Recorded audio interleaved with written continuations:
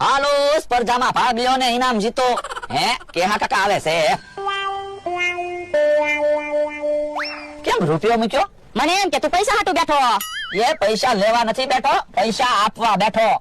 એટલે એ સ્પર્ધા રાખવાની છે, સ્પર્ધામાં ભાગ લ્યો ને ઇનામ જીતો. હું સ્પર્ધા રાખવાની છે? ઉભા રહ્યો, આમ ભોળા દાદા ને ઈ આવે જ છે, બધાને હારે સમજાવું. એ હારું. હાલો ને જલ્દી હાલો ને, સ્પર્ધામાં ભાગ લેવો હોય તો. શું સ્પર્ધા છે? એ જો જેને સ્પર્ધામાં ભાગ લેવો હોય એને અહીંયા વસ્તુનો ઢગલો કરવાનો. જેનો ઢગલો કિંમતી હશે એને ઇનામ મળશે. એટલે એ માની લ્યો કે તમે અહીંયા ધૂળનો ઢગલો કર્યો અને કેહા કાકા અહીંયા બાજરાનો ઢગલો કર્યો, તો કિંમતી ઢગલો કયો કહેવાય? એ બાજરાનો ઢગલો કિંમતી કહેવાય. તો કેહા કાકાને ઇનામ મળે. એ સ્પર્ધા છે? હા, પણ અમારે પૈસા કેટલા આપવાના? પૈસા કોઈને નથી આપવાના, હું તમને ઇનામ આપીશ. હે તો ભલે દાદા.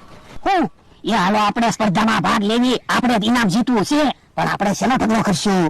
એ ક્યાં કાકા બાજરીનો ઢગલો કરે તો આપણે ઘઉંનો ઢગલો કરવાનો. પણ કેવો ઘઉંનો ઢગલો કરશે તો? હા ઈ હાસુ. તો એક કામ કરવી, આપણે પૈસાનો ઢગલો કરવી એટલે આપણે ઇનામ આવશે. હા ઈ હાસુ. બોલો તો કોને સ્પર્ધામાં ભાગ લેવો છે?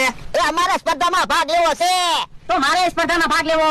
તો જાઓ લઈ આવો વસ્તુ અને કરો અહીંયા ઢગલો. જેનો ઢગલો કિંમતી હશે એને મળશે ઇનામ. એ હારું. હે સ્પર્ધકોએ સ્પર્ધામાં ભાગ તો લીધો, પણ વસ્તુ શું લાવશે? હવે ઈ તો અહીંયા ઢગલો થશે ત્યારે ખબર પડશે. હે સ્પર્ધકો તો આવ્યા, તમે તો ફટાફટ વસ્તુ લઈને આવ્યા. ક્યાં કાકા થેલીમાં હું લાવ્યા? ઈ નો કહેવાય. ભલે ને નો કે ઈ થોડો થેલીમાં હીરા મોતી લાવ્યો હશે. તે તું કે થોડો થેલીમાં હોનું લાવ્યો હશે? કે એની થેલીમાં ગમે એવી વસ્તુ લાવ્યા હશે. બાકી સ્પર્ધા તો અમે જીતશો. હવે સ્પર્ધા તો હું જીતીશ. ઉભા રહ્યો બાંધવામાં, પેલા અહીંયા વસ્તુનો ઢગલો કરો. મેં કીધું તો છે, જે ઢગલો કિંમતી હશે એને ઇનામ મળશે. ક્યાં કાકા પેલા તમે વસ્તુનો ઢગલો કરો. તમે વસ્તુનો ઢગલો કરો ને. હવે તમે કઈ વસ્તુ બદલાવા તો જવાના નથી, તો જે પેલા ઢગલો કરો ઈ ઢગલો કરો. કે કાકા તમે જે વસ્તુ લાવ્યા હોય ને એનો ઢગલો કરો અહીંયા. એ હારું.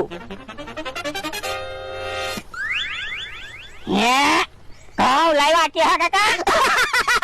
કાવનો થોડા પેલા નંબર આવે જોજે.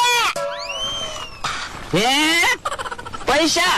હા યો બોલો, તમે તો મને મૂંઝવો. હવે એમાં મૂંઝાવાનું શું હોય? ચોખ્ખું તો છે કોનો ઢગલો કિંમતી છે. હા ઈ હાસુ. તો ઇનામ મળે છે કેહા કાકાને, કારણ કે કેહા કાકાનો ઢગલો કિંમતી છે.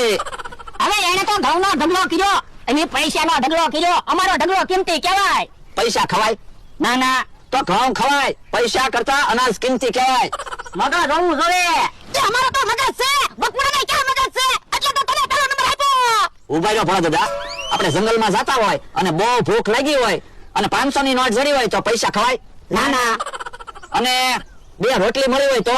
હે રોટલી ખાવી તો ભૂખ મટી જાય હો. તો પછી એટલે કહું છું, પૈસા કરતા અનાજ કિંમતી કહેવાય. લ્યો કે કાકા 5000. અરે દા બકુલભાઈ ની વાત હાચી હો. તું સાનો મને દે ને. તો પણ સ્પર્ધામાં ભાગ ન લેતો હોય તો હું ક્યાં કગાટ કરું? તું ક્યાંથી કગાટ કરે? તારે 5000 રૂપિયા આવ્યા અને તું ઇનામ જીત્યો હોય તો તારે પૈસા ન આવે? એ બકુડા લાય 15000 રૂપિયા છે ઈ. પૈસા પાછા ન મળે હો. કે કાકા તમને ઘઉં પાછા નહીં મળે. નકર તો આમાં મારે શું ફાયદો? મારે તમને ખોટે ખોટું ઇનામ દેવાનું થાય ને. હા એ હાસુ. તું સાનો મને દે ને. તો પણ બકુલભાઈ ક્યાં પૈસા પાછા આપે? લાય બકુડા 15000 રૂપિયા છે. 15000 રૂપિયા હોય કે 5 રૂપિયા હોય, તમે સ્પર્ધા જીત્યા હોત તો હું તમને 5000 આપે. એટલો બધો કકડાટ હું કરે? અરે પૈસા પાછા લાય. હવે સાનો માનો કે પૈસા મારા છે.